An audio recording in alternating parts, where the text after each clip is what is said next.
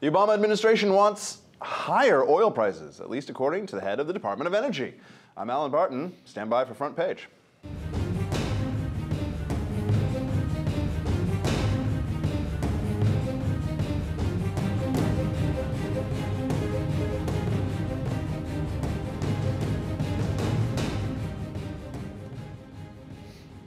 Joining me in studio, Yaron Brook, president of the Ayn Rand Center for Individual Rights, and Terry Jones, associate editor for Investors Business Daily. All right, Stephen Chu recently testified in front of a House subcommittee on energy, and here's what he had to say. But is the overall goal to get our price? No, the overall goal is to decrease our dependency on oil, to build and strengthen our economy, and to decrease our dependency on oil. So to decrease our dependency on oil, build the economy, and decrease our presidency. All those three things. This guy won the Nobel Prize. Terry, how do we interpret this? How do you decrease our dependency on oil? Grow the economy. But I like how there's an apparent linkage between 1 and 2, and then you just go back to number 1. Because stop being so literate. So what do we think here? Clearly, he's not interested in lower prices. Well, it is shocking. You say, Nobel laureate, and you automatically think that the person must be brilliant. But he says routinely some of the stupidest things.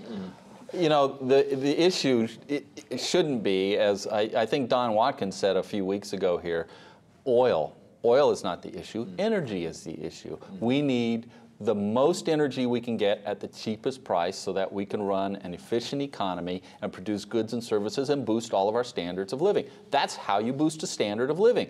And his notion that we just have to get rid of oil out of our lives is just plain nonsense. It's silly. And what it will end up doing is costing us a tremendous amount, because we'll spend money we don't need to on foolish things like solar and wind power that are not ready for prime time. And have their own deleterious effects. On the other hand, if you just invested in Solyndra, you have a strong incentive to see oil prices go up as high as they can. If you work for the right campaign guy who got the money to go to the Solyndra. Okay, back in 2008, Stephen Chu said that, quote, somehow we have to figure out how to boost the price of gasoline to the levels in Europe, unquote. And this was in order to coax consumers into buying more fuel-efficient cars, which when you get gas over $4, I think the polls are, once you get it over $4 consistently, people start thinking, I'm going to drive differently, I'm going to buy a different car, et cetera, et cetera. So let me be devil's advocate, Yaron. What's the problem with that? Well, first, let's understand what European oil prices mean. We're talking $8, $9 a gallon, not $4. It means something other than cool little cars that zip around fuel efficiently? Believe it or not. Cool little cars are cool little cars in tiny little cities. But I think people think that's all it means. What else does it mean? No, it means it's destructive to the entire economy. Think about the trucks that deliver our goods everywhere. Think about airplane fuel and what it means. What it means to that. But think about your own life. I mean, think about what it means to schlep all the kids in a tiny little Mini, which is how I was raised. My parents had a little Mini Minor. One of the things that we enjoy as Americans is a high standard of living. Surprise, surprise. That's a good thing. That's not a bad thing. It's not something we should apologize. Does that high standard of living, doesn't it come at the cost of some lower standard of living somewhere else? This is what people are thinking, though. They're thinking that it's a zero-sum game. We drive our Tahoes, and this means someone else pays some horrible price in some other part, and there's a guilt mechanism under here that if only we got rid of oil, we'd get our comeuppance in some way. Don't you think, Terry? There's some psychological component to it. That is what they think, and that is a classic, this is zero-sum thinking. In fact, Lester Thoreau, a very famous left-wing economist, wrote a book called The Zero-Sum Society, I think it was. But that's utter fallacious nonsense. I mean, when we build a stronger economy, we demand more goods and services. Guess what? We demand more goods and services of people like the Chinese and Europe, and we make them richer as well. And last I saw, about 20 million people a year were coming out of poverty in China, largely because Walmart is buying their goods and selling them here. All right, so the RNC put out an ad targeting President Obama and the energy issue, and here's part of it.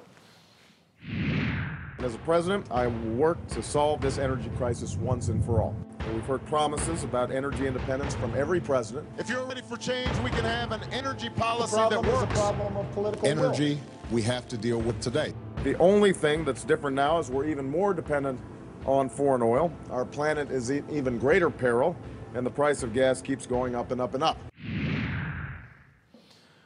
So, Terry, you think it's a fair ad? I mean, every presidential nominee on both sides for eons has said, you know, I mean, Bush talked about our addiction to oil, always referring to the oil thing in negative terms, in negative psychological terms for the country. It doesn't seem as though any president really knows how to control oil prices, like what people are paying at the pump. It has a seasonal effect. It has other things. But anyway, what do you think in terms of the ad? Well, the problem I have is that no candidate embraces oil. I would love to see a candidate say, oil is the most wonderful thing that has ever happened to civilization. It is a grand form of energy. And guess what? We just discovered we have so much more of this crucial energy source within our borders that it's virtually going to last us for hundreds of years, and we'll have all that time to prepare for the new post-crude oil period in our existence. But we've got plenty of oil, and we should be embracing that. Yaron? Oh, absolutely. I mean, we should celebrate oil. I agree with Terry completely. Think of all the things around us made from oil. Almost everything that we have in a modern society is dependent on an oil-based economy. So we need to drill. But we need to privatize this. Yes, President Obama today, I think, talked about doing away with subsidies for oil and gas. Let's do. Absolutely. I'm all for that. The Republicans should pounce on that. But at the same time, they should say, let's do away with all subsidies to Solyndra and to you know, wind and all this stuff. Let's get government out of the field of energy. Let's embrace markets. How about that? Let's embrace markets and let's see what the solution. And the whole idea, which unfortunately Republicans are as guilty as the Democrats about, of the idea of oil independence or energy independence is complete and utter nonsense. The energy markets are global markets. Prices are set globally. The oil and the other energy forms of energy are going to flow internationally. What we need is abundant and cheap energy. And the only way to get it is to privatize, free up markets, get the government out of it. Stop subsidizing, but stop penalizing as well. All right, the Obama administration has reportedly embraced a Trans-Canada oil pipeline from Oklahoma to Texas. This is not the XL pipeline. This is not the XL pipeline. It's the same company, though, wants to build a pipeline from Oklahoma to Texas to more evenly distribute the oil that needs to be refined. It does not require presidential approval. TransCanada, same company as the XL pipeline. Obama says apparently he's in favor of this particular one. What do you think? Consistent, inconsistent? What do you think? Well, it's consistently inconsistent. Yeah. I think he's saying, A, he supports it because, for one thing, he can't do anything to stop it. For another thing, it makes him look as if he's not anti-energy or not anti-pipeline. It's just, it was the wrong pipeline. Just that particular pipeline that was going to bring oil from this gigantic reservoir of supply in Canada down to us. If you want to move it from Oklahoma to Texas, we're cool. That'd be great. Build a lot. You know, but this goes to the agenda of the people against the original pipeline, and Chu is a great example of this, the Energy Secretary. I mean, these are radical environmentalists who don't really care about the U.S. economy. They don't care about the standard of living. They don't care about us. They care about the sand hills or something, you know, these sand things in where there's only about 20,000 miles of existing pipeline. So they'll use any excuse to slow down progress. There's no excuse here, so Obama can get behind it because it's very difficult to stop it. Did you guys see, though, that Bill Clinton came out in favor of the XL pipeline, which everyone is saying is a trial balloon for Obama backing it? Well, for Obama, like, say, August, September, suddenly being in favor of the XL pipeline. But on the other end, it depends on the polls. If he needs the environmentalists in order to win, he won't. He's going to play. But fundamentally, Obama is a radical environmentalist. You can see by the appointments he's made. These are radicals. These are not middle-of-the-road Democrats running these departments. They care more about spotted owls and snails and sand than they do about human life and certainly about the growth of the U.S. economy. They would much rather see us not use energy if we can save bike power.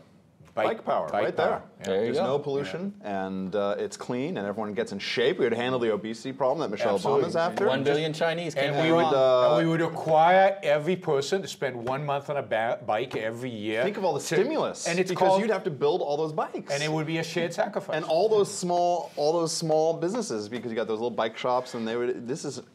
We've solved it. It's brilliant. We have solved the energy crisis right here on front page. And we've also introduced slavery, but so the oil crisis, we handle energy, we handle small business, stimulus, and weight and health all in one thing, which is everyone rides bikes. That's it. No more cars. Thank you, gentlemen. For Yaron, Terry, I'm Allen Barton. You've been watching Front Page.